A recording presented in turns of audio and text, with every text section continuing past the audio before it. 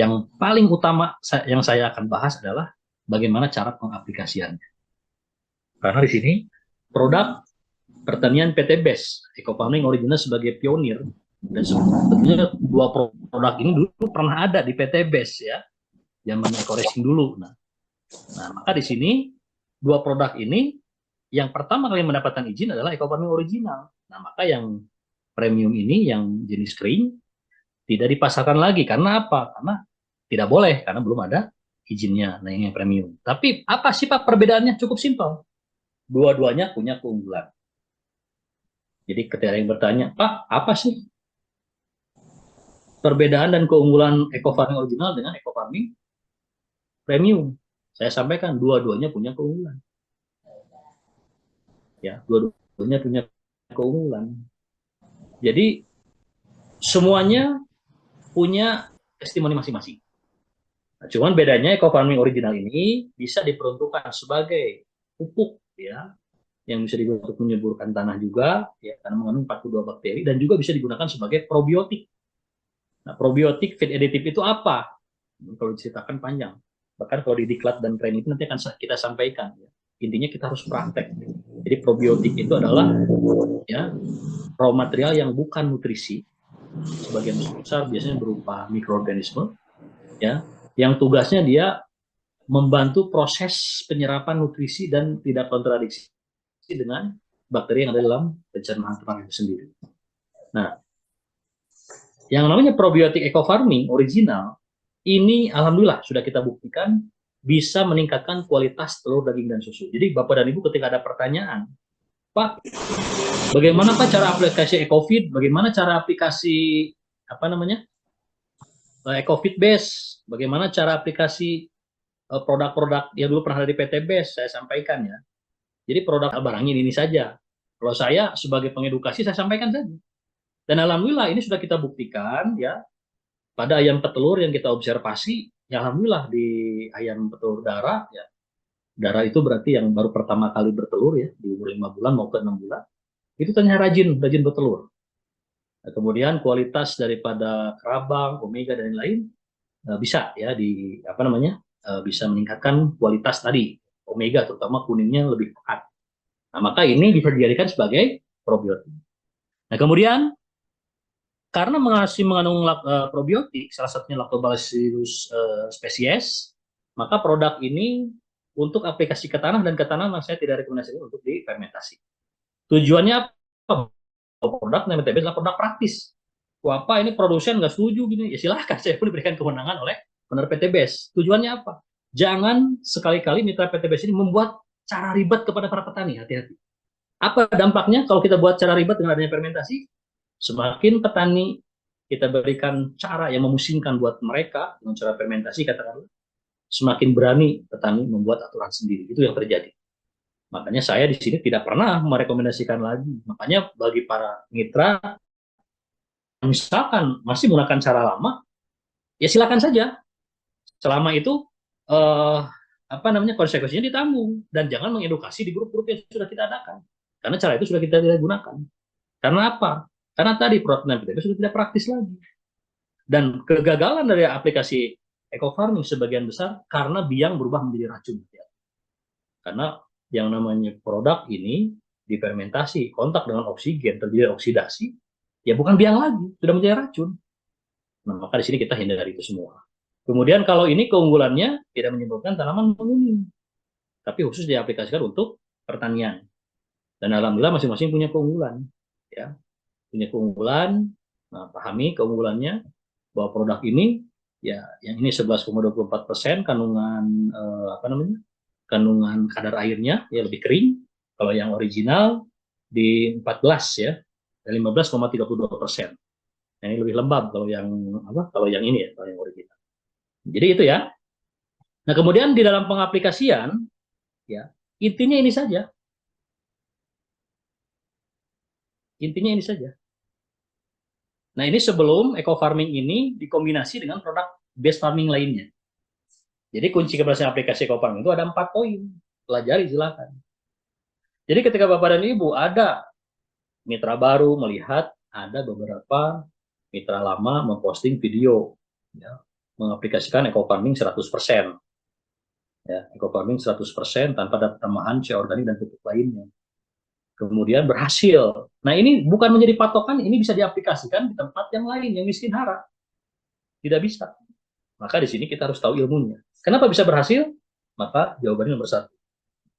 Kinerja eco farming akan optimal jika ketersediaan bahan organik organik berupa pupuk kandang dan bahan organik lainnya di lahan tersedia secara ideal. Balik lagi ke si organik.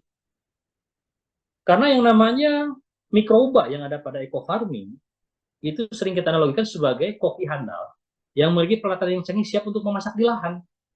Nah, kalau kita terjunkan koki handal yang memiliki peralatan canggih siap untuk memasak di lahan ini tidak bertemu dengan karbon organik atau bahan-bahan yang bisa diurai oleh koki handal tadi, ini bakteri mau ngapain tugasnya?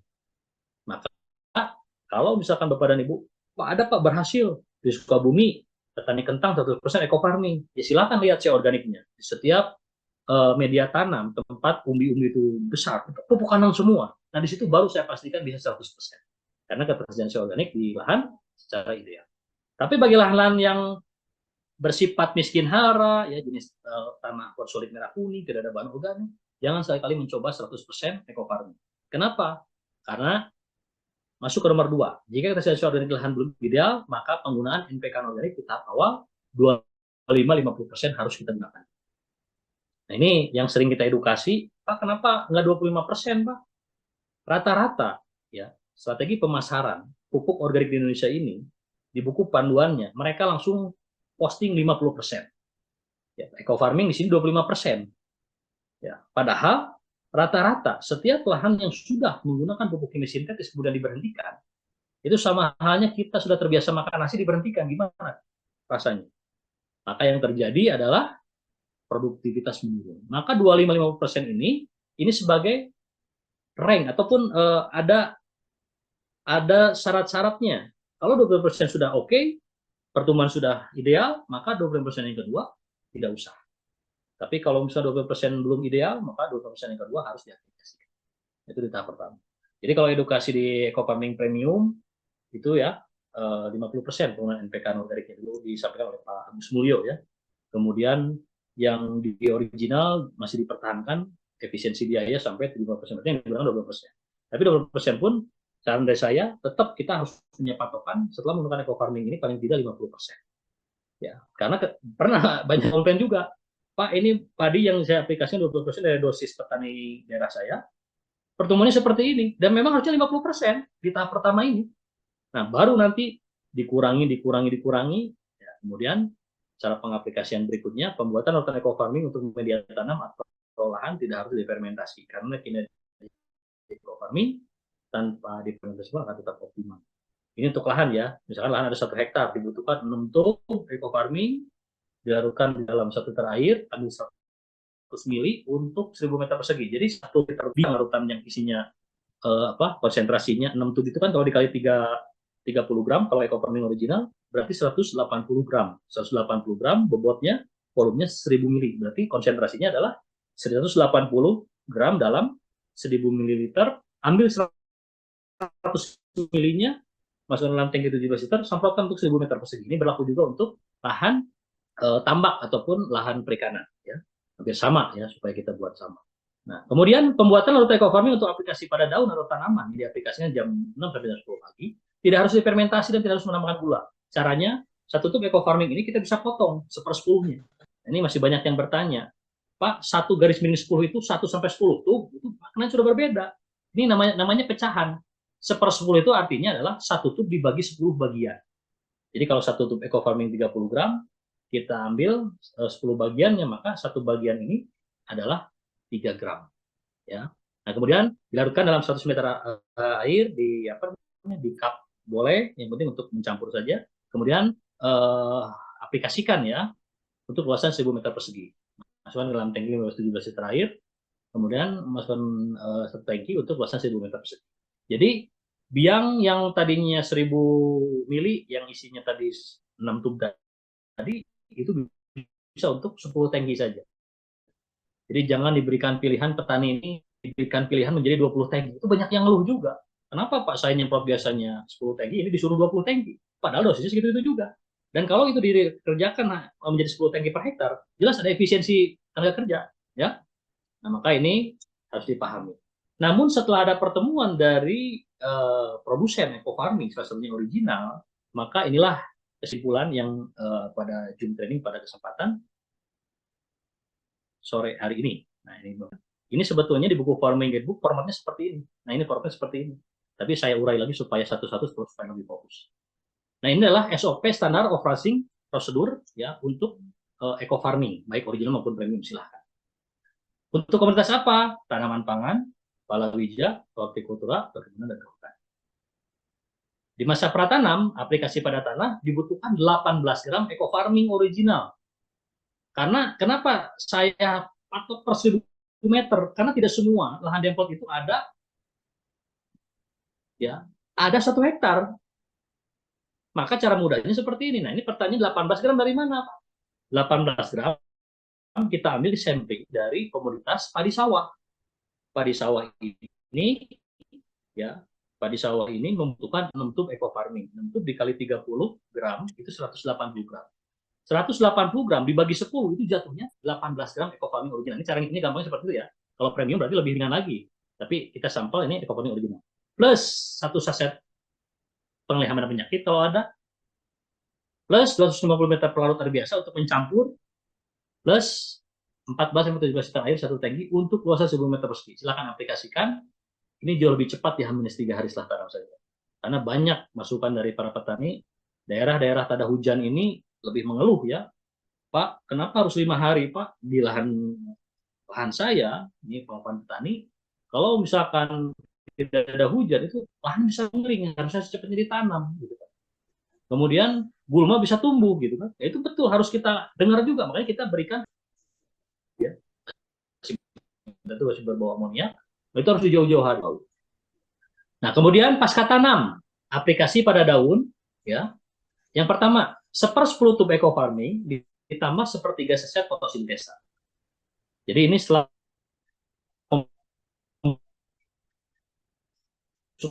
supaya kita lagi menggunakan pupuk dan pestisida dari luar. Ya, 1/10 tub eco farming ditambah. Kemudian, kalaupun di sana kita ada pengganti EPP, karena EPP tidak disediakan di PTB sudah tidak ada, ya, jadi dikembalikan ke produsen. Kalaupun Bapak dan Ibu sudah mendapatkan manfaat dari produk itu, ya silahkan, nanti hubungi saja admin yang saya dampingi. Itu ada yang namanya admin eco farming yang dikelola oleh produsen. Ya, itu tanpa poin. Daripada Bapak dan Ibu menggunakan racun kimia sintetis untuk mendampingi eco farming dan fotosintesa ini. Jelas itu kinerjanya akan menurun karena bisa mematikan bakteri. Nah, maka dipilihlah salah satunya untuk edukasi adalah produk Ken Hayati. Kemudian plus 14 air. Kemudian aplikasi untuk luasan 1000 meter persegi pada jam 6 sampai jam 10 pagi. Umur tanaman ini bisa diaplikasikan 14-25. Kebutuhan produk pertanian luasan 1 hektar tetap itu sebanyak eco farming 10 tub, fotosintesa 10 saset. Ada 20 PV. Nah, yang produk pengelihaman penyakitnya silakan order di luar. Tidak ada poin, tapi ada promo. Ya, silakan. Saya sudah tidak boleh lagi memasarkan produk itu, tapi kalaupun ada yang membutuhkan silakan saja hubungi admin produsen. Ya, menurut kami. Kemudian kalau dihitung-hitung juga, ya, ini biayanya jauh lebih murah. Ya. Nah, ini pun untuk membahas polemik. Karena banyak sekali pertanyaan mitra, Pak, bagaimana dosis eco farming kalau di lahan saya ada kacang merah, ada buncis, ada kacang panjang juga, ada padi gogo, kemudian tumbang sari dengan jagung juga, pakai dosis yang mana, Pak? Di brosur pusing, beda-beda gitu kan. Ya, supaya tidak pusing, ya silahkan pelajari SOP ini. Karena secara nutrisi, setelah dikombinasi antara eco farming dengan fotosintesa, di situ saling melengkapi, kemudian hasilnya optimal. Dan dosis terpakat sekalipun saya sudah pernah mencoba. Ternyata eco farming kalau dibuat satu tub belum untuk 1 tangki tidak akan tanaman menguning. Syaratnya jangan pernah sekali difermentasi. Silakan buktikan. Ya, awalnya setengah tub saya cabus. Makanya Bapak dan Ibu perlu meyakinkan, harus meyakini orang ya ataupun para petani. Jika dosis tanpa ada fermentasi tidak akan ada masalah. Yang harus kita kita harus memahami air yang digunakan di dalam tangki ini harus bersifat pH-nya netral 6 sampai 7. 6 sampai 7 tujuannya supaya jangan pH yang bersifat asam ini tidak bisa masuk ke dalam jaringan tanaman karena tadi bersifat asam. Jadi kita menggunakan cara ini ya, ini fleksibel Bapak dan Ibu semua sebagai panduan. Pak, gimana saya mau aplikasikan untuk komoditas misalkan kangkung, bayam, sawi, pakcoy yang panen umurnya di bawah 25 hari. Kalau kita aplikasikan ini cuma sekali saja aplikasinya, itu boleh silakan aplikasikan di umur 7 hari setelah tanam dan 14 hari setelah tanam. Jadi maju sepekan ya. Yang jelas ini nutrisi cukup untuk setiap komoditas tanaman apapun. Termasuk pertanyaan untuk komoditas tanaman keras atau tanaman yang berumur tahunan ya. Nah, ini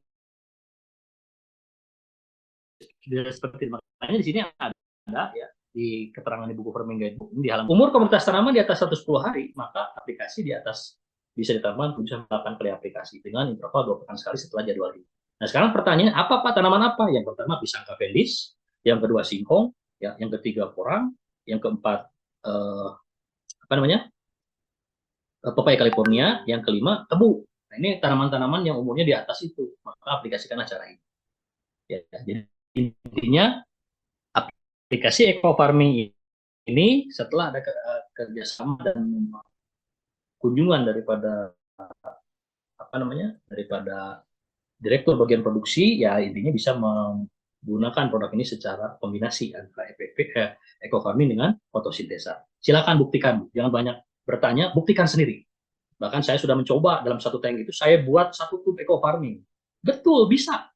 Artinya tanaman semakin pertumbuhan semakin bagus tanpa ada taman pupil lain didampingi fotosintesa. Cuman tidak efisien. Artinya kalau seperspuluh tube ini bisa mengatasi percepatan nutrisi setiap komunitas tanaman, ngapain harus satu tube bertangki gitu kan? Nah inilah kuatnya ketika kita bisa menyampaikan kepada siapapun kalau kita sudah pernah mencoba. Itulah yang disebut pengalaman. Jadi Bapak dan Ibu jangan pernah takut. Ya, orang berani dengan orang nekat beda. Apa bedanya? Kata orang umum sama aja Pak, beda. Orang nekat itu berbuat tanpa perhitungan. Pemahangke bahasa Sundanya gitu kan. Nah kalau orang berani, apalagi backgroundnya jujur, pintar, berani, insya Allah itu akan menjadi ilmu dan bisa bermanfaat untuk orang lain. Jadi Bapak dan Ibu, para research peneliti, para akademisi, para ahli praktisi pertanian itu bisa menyampaikan karena beliau itu sudah kenyang di pengalaman. Itu saja intinya. Begitu loh Bapak dan Ibu kalau ingin menjadi ya sebagai praktisi pertanian yang bisa menyampaikan para petani, kuatkan di pengalaman. Meskipun tidak terjun ke lahan, gunakan SOP ini, silakan dampingi para petani. Ibu misalkan Mbak atau Bapak yang terjun ke lahan kurang percaya diri, boleh dampingi dengan saya. Ya, makanya saya bersyukur ketika saya ya mempromosikan produk padi varietas unggul baru, kemudian ada mitra yang hasilnya jauh lebih bagus. Saya bersyukur. Berarti program edukasi saya berhasil. Itulah kebanggaan para guru-guru zaman dulu seperti itu. Ya, guru ya harusnya kan orang-orang yang punya katakanlah tingkat kecerdasan anak lain harus melebihi. Tapi kan faktanya tidak seperti itu.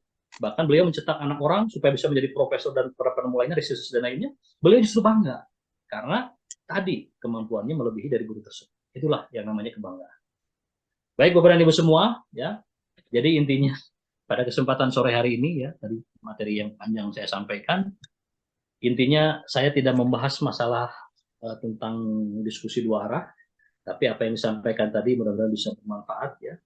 Adapun yang sudah mengajukan pertanyaan ya sebanyak 64 pertanyaan di kolom chat ya, bagi yang intinya belum bisa saya jawab karena saya banyak pekerjaan sore hari ini ya. Adapun yang ingin bertanya secara langsung ya boleh di 0813 ya di 0813 9542 ya 9542 4378 ya. Saya ulangi di sini di kolom chat 0813 9542 4378 ya. Di sini tulis Wawan Rusman saja. Nah, itu di kolom chat sudah ada 0813 9542 4378. Nah, silakan bagi yang ada pertanyaan ya. Salah satu boleh diterakhiri pertanyaan, lahan gambut bagaimana Pak? lahan gambut selama itu tidak tergenang seluruhnya, ada beberapa akar yang masih di atas, itu masih bisa diaplikasikan BSD dan fotosintesa. Tapi kalau sudah tergenang semua, jangan berharap kita membuat angin surga buat para pemilik kebun sawit. Maka tugas kita bagaimana caranya air yang tergenang tersebut harus surut dulu, baru kita aplikasi produk base farming. Itu salah satu contohnya. Karena ini ada yang bertanya di akhir ya, saya bantu jawab saja. Dan bagi Bapak dan Ibu yang masih ada pertanyaan ataupun masih pertanyaannya belum terjawab, silahkan diping lagi supaya naik ke atas ya. Jadi insya Allah saya bisa mendampingi pertanyaan ini dan mudah-mudahan karena pertanyaan ini sudah saya setting berupa tulisan ya. Baik Bapak dan Ibu semua, itulah ya materi yang saya sampaikan. Ingat materi tadi yang paling utama ya, Bapak dan Ibu kalau ingin menguasai pertanian, tadi kuasai yang pertama adalah SEO organik, kemudian unsur hara dan unique acid asam humus.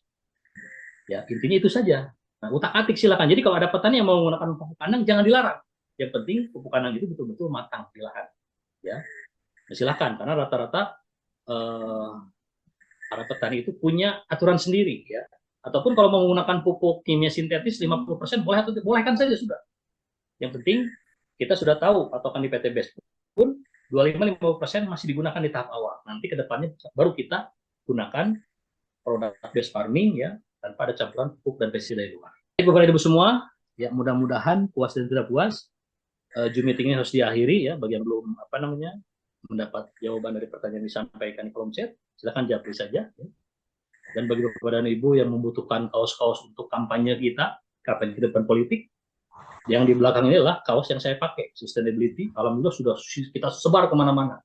Bahwa PTB sedang fokus di dalam tiga tadi ya. Yang pertama, memihak para petani kecil supaya lebih sejahtera dengan menekan biaya produksi, menciptakan produk pangan yang baik dan menyehatkan, dan menyuburkan lahan petani Indonesia. Ya, silakan bisa dihayati juga di program ini. Karena program ini bukan hanya sebatas berjualan produk. Baik Bapak Ibu semua, terima kasih atas atensi ya